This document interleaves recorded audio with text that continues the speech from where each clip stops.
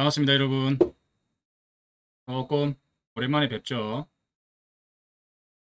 정말 시간이 빠릅니다. 어느덧 여름이 이제 거의 지나가는 것 같고, 시원한 바람이 불기 시작하네요. 가을은 결실의 계절이라고 합니다. 봄에 피었다가, 여름에 확 활기차게 타올랐다가, 가을이 되면 모든 걸 수렴을 하기 시작하죠. 올 한 해 크든 작든 결실을 잘 맺는 그런 가을이 되시길 바랍니다. 자, 오늘도 건강과 행복과 조화가 함께하는 그런 날이 되도록 제가 또 기운을 드리면서 오늘 공부는 제가 주제를 이렇게 잡아봤네요. 우리 물질교환이라고 하는 게 있고 거기에 따른 산소와 영양소의 공급이라고 하는 게 있고 또 현대인들이 가장 두려워하면서도 많은 분들이 고생하시는 우리 암에 대해서 공부를 한번 해보겠습니다. 이게 길게 하니까 다들 힘들어하셔서 저도 짧게 해보려고 노력을 하겠습니다. 자, 그래서 그림에 보시면 오른쪽 그림에 있는 게 이거 물질 교환의 원리를 설명해 준 그림이고요. 왼쪽에 있는 게 우리 어떤 또 분이 잘 만드신 자료가 있어서 또 참고를 좀 했습니다. 그래서 이 세포들 안에 산소라고 하는 게 특히 산소라고 하는 게 얼마나 중요한지 뭐 이런 거는 기본적으로 다 알고도 계시죠. 암세포가 가장 두려워하는 게 뭐냐? 산소와 온도입니다. 그래서 우리 암 환자분들이 보면 체온이 낮죠. 예, 몸이 찹습니다. 그 다음에 암세포 주위에는 보면 저산소증이에요. 산소가 부족합니다. 반대로 말하면 암세포가 가장 두려워하는 게 산소와 온도, 체온이다.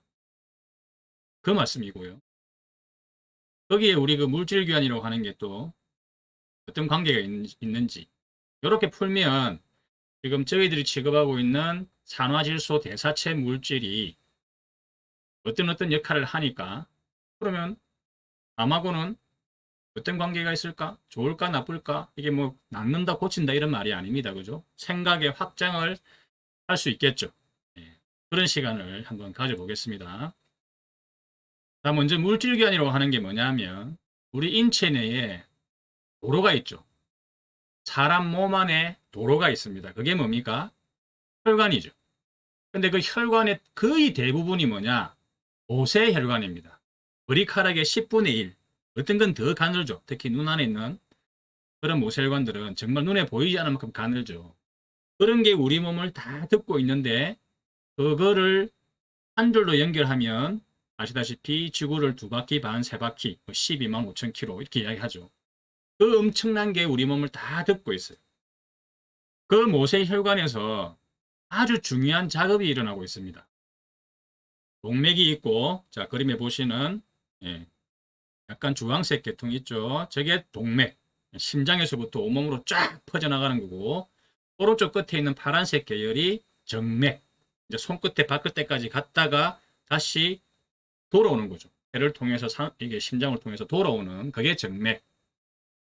자, 그러면 이 동맥과 정맥으로부터 해서 쫙 뻗어나간 피가 아까 말씀드린 너무나 엄청나게 가는 그 모세혈관에 가게 되면 물질교환이라고 하는 게 일어납니다. 자, 그런데 우리 몸에 있는 세포는, 우리 몸은, 육체는 세포로 이루어졌죠. 기본적으로. 자, 그 세포들이 모세혈관에 다 이렇게 대롱대롱 달려있다고 보시면 됩니다. 예. 자, 그런데 저 모세혈관에서 피도 가지만 그 안에 또 수많은 것들이 있죠. 가장 대표적으로 왼쪽 그림에 보시면 이거 도너츠처럼 생긴 동그라미 있죠. 저게 적혈구입니다. 그 적혈구가 우리 몸에서 하는 역할이 있어요. 그게 배달부 역할을 하고 그 다음에 청소부 역할을 해준다. 무슨 말이냐면 우리가 음식을 먹죠. 그러면 소화 과정을 거쳐서 영양소를 흡수하죠. 그 흡수된 영양소를 이 적혈구라고 하는 애가 씻고 갑니다. 그 다음에 우리가 숨을 들이쉬죠. 그럼 폐로 이렇게 가서 폐 끝에, 폐포, 예. 여기에서 또 이렇게 이산화탄소하고 산소가 교환이 되어서 산소는 들어가고 이산화탄소는 내뱉죠. 그 산소를 또 적혈구가 싣고 다녀요. 자, 그럼 배달부 역할을 하는데 무엇을 싣고 다닙니까? 산소와 영양소를 적혈구가 싣고 다닌다. 그래서 동맥을 타고 쭉 가다가 모세혈관에 가게 되면 거기에 붙어 있는 세포들에게 싣고 간 산소와 영양소를 주는 겁니다. 배달하는 거죠. 세포들이 집에서 배달시킨 겁니다. 그죠? 그리고 그 세포들이 또 하나의 소우주입니다. 그 안에 들여다보면 거기서 우리 몸에 에너지를 만들어내는 공장이 있죠. 그게 미토콘드리아 이런 것들 들어보셨죠? 하여튼 세포가 적혈구로부터 산소와 영양소를 받으면 그 원료를 기반으로 해서 막 작업을 합니다. 그러면 뭐가 나와요? 공장에서 우리 막 이렇게 돌리고 음식 나면은 막 연기 나죠. 그 다음에 저 찌꺼기 같은 거 산업 폐기물 같은 거 나오죠. 집에서도 마찬가지죠. 예. 우리 그 음식 이렇게 원료 사가 와가지고 막 해갖고 요리해가지고 먹고 나면 뭐가 나와요? 쓰레기 찌꺼기가 나오죠. 똑같아요. 예. 그래서 세포들이 산소 영양소를 공급받아가지고 막 지 할 일을 하고 나면 쓰레기 노폐물이 나온다. 그거를 다시 누구한테 주느냐? 적혈구한테 줍니다. 자, 그러면 물질이 교환됐죠. 적혈구가 싣고 간 산소 영양소하고 세포가 그 산소 영양소를 받고 일을 하고 나온 찌꺼기 쓰레기하고 맞바꾸는 거죠. 그게 물질 교환입니다. 물질 교환. 자, 그런데 문제가 있죠. 우리가 공부했듯이 나이가 들어가면 많은 이유들이 있고 또 그 중에 특히 산화질소가 줄어들면서 혈관을 이완시켜주는 능력이 떨어지고 피가 탁해지고 이런 이유들 때문에 혈관이 좁아집니다. 그리고 딱딱하게 굳어가죠. 그러면 어떻게 될까요? 물질 교환이 잘 안 되겠죠. 특히 40대가 되면 혈관이 거의 절반으로 좁아집니다. 그죠? 그러면은 물질 교환은 절반으로 주는 게 아니라 16분의 1로 줄어요. 혈관은 반으로 좁아졌는데 물질 교환은 16분의 1로 줄어든다. 2의 4승이기 때문에 그렇습니다.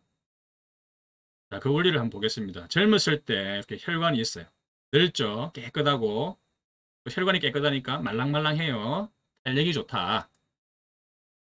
그런데 나이가 들어가니까 혈관에 찌꺼기가 쌓이기 시작하네요. 혈관이 좁아지기 시작하고 굳어갑니다. 특히 40대쯤 기반으로 좀 되면 거의 절반 가까이 줄어들더라. 그래서 그거를 혈관을 돌려서 이렇게 보니까 젊었을 때는 혈관이 이렇게 넓었었는데 이렇게 여성분들은 35세쯤 남성분들은 40대가 되면 거의 혈관이 반으로 좁아진다. 절반으로. 그래서 모세혈관이 평균 통상 4마이크로미터 정도라고 봅니다. 그러면 나이가 40대가 됐을 때는 2마이크로미터로 좁아지는 거죠. 좁아지는 거죠, 혈관이. 자, 그럼 금방 말씀드린 적혈구라고 하는 애가 산소와 영양소를 싣고 가가지고 모세혈관에 가게 되면 어떻게 돼요? 세포한테 주고 세포가 쓰고 뱉는 노폐물을 받는 거죠. 자, 그런데 이 적혈구가 직경이 보니까 평균 6에서 20 마이크로미터입니다. 무슨 말이냐면 덤프트럭이 있는데 그게 6에서 20 마이크로미터 둘레가. 그런데 터널을 지나가야 되는데 터널은 4 마이크로미터입니다. 그럼 못 지나가죠? 마찬가지입니다. 적혈구가 통과를 못한다. 자, 인체는 정말 신비하죠. 이때 적혈구가 어떻게 하느냐. 저 혈관 넓이에 맞춰요. 거의 비슷하게 맞춰요. 어떻게? 늘어나요. 그거를 적혈구의 변형성이라고 합니다. 그래서 혈관을 쫙 들어갈 때 거의 비슷한 크기니까 쭉 이렇게 빨려 들어가는 거예요. 쭉 이렇게 널찍하게 가는 게 아니고 그래야 산소하고 영양소하고 이 물줄기가 일어나기 때문에. 예. 그래서 거의 맞춰요. 자, 그런데 문제가 있습니다. 나이가 40쯤 접어들어가지고 혈관이 절반으로 줄었죠. 그러면 4 마이크로미터에 맞춰 있던 이 적혈구가 나이가 들어가면 어떻게 되느냐? 어떻게 될까요? 더 늘어나야 됩니다. 그죠? 그래야 통과가 되니까. 이렇게 늘어나요. 16배로 늘어납니다. 그래서 물질 교환이 16분의 1로 주는 거예요. 그러면 어떻게 됩니까? 우리 몸을 구성하고 있는 세포가 산소, 영양소를 젊었을 때보다 16분의 1밖에 못 받고 나쁜 독소, 쓰레기, 노폐물들을 16분의 1밖에 못 뱉어내는 거죠. 흡수가 안 되는 거죠. 여기서부터 모든 노화, 질병이 온다 하는 겁니다. 자, 그러면 산소와 세포의 생사가 어떤 관계가 있을까? 말씀드렸듯이 암세포가 가장 두려워하는 게 산소. 자, 그런데 이렇게 볼게요. 몸속에 있는 산소가 80%에서 100% 정도 딱 갖춰지면 세포들이 굉장히 좋아합니다. 정상적인 활동을 막 합니다. 그런데 80 밑으로 산소가 80% 밑으로 떨어져 가지고 줄어들기 시작하면 세포가 활동을 못 합니다. 그러니까 안 하는 거죠. 동면하는 거죠. 잠을 잡니다. 왜? 에너지 산소가 있어야 에너지를 막 만들어내는데 그 산소 양이 떨어지니까 활동을 안 합니다. 그거를 잠을 자고 있는 상태다라고 이야기하는 거죠. 그러다가 60% 밑으로 떨어지면 얘가 종양세포로 갑니다. 그런데 이 종양세포라고 하는 게 40% 밑으로 떨어지면 암세포가 되거든요. 그럼 40에서 60% 있는 사이 저거는 뭐냐면 주로 자 이렇게 돼요. 유사종양, 강성종양 이렇게 이야기하거든요. 그렇게 위험하지 않은 양. 그런데 40% 밑으로 산소가 충분한 양 100%에서 뚝뚝뚝뚝 떨어져 가지고 40% 밑으로 떨어지기 시작하면 이 유사종양, 양성종양이 악성종양으로 바뀝니다. 그럼 암세포는 뭐냐? 악성종양은 뭐냐? 돌연변이죠. 사람이 생로병사 하잖아요. 반드시 죽죠. 근데 안 죽으면 어떻게 될까요? 인간이. 좀비, 당시 이런 거 아닐까요? 세포도 마찬가지입니다. 정상세포는 생로병사를 해서 잘 죽어야 돼요. 그런데 왜 죽지 않고 좀비나 강씨처럼 돌연변이가 돼가지고 무한분열을 하는 거죠. 불멸의 상태가 되는 거죠. 그게 암세포입니다. 자, 여기에 에드 맥케이브 박사라고 하는 분이 계신데 여기 쭉 보면 닉네임이 미스터 산소 산소에 관한 최고 권위자 중에 한 분이라고 나와 있습니다. 산소 치료의 세계적인 권위자다. 그래서 이분이 한 말이 세포가 필요한 산소의 60%를 잃어버리면 암세포로 변할 것이다. 그 말입니다. 자, 그런데 우리가 가역, 비가역 이런 말 들어보셨죠?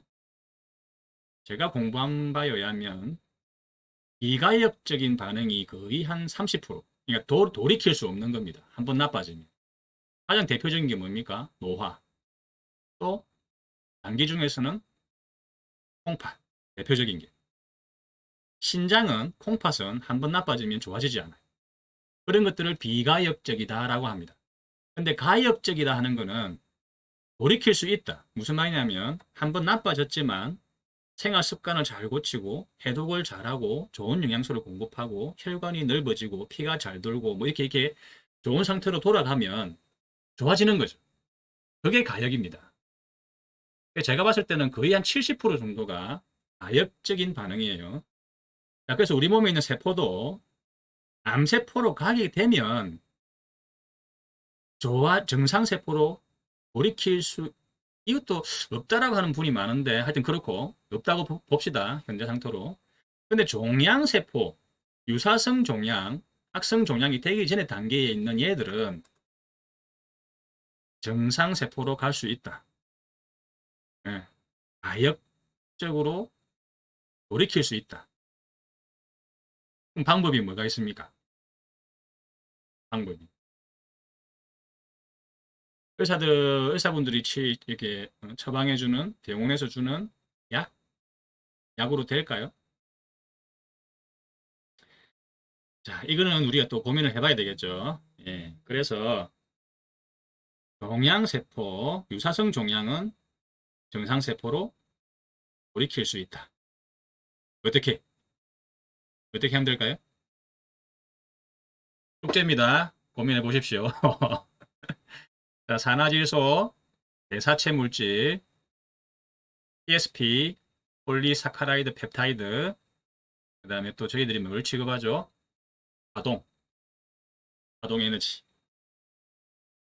이렇게 해가지고 제가 또 잠시 짧게 해가지고 올리겠습니다.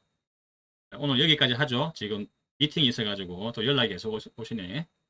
자, 오늘도 행복하고 건강하고 조화로운 하루 되시기 바랍니다. 조만간에 뵙겠습니다. 감사합니다.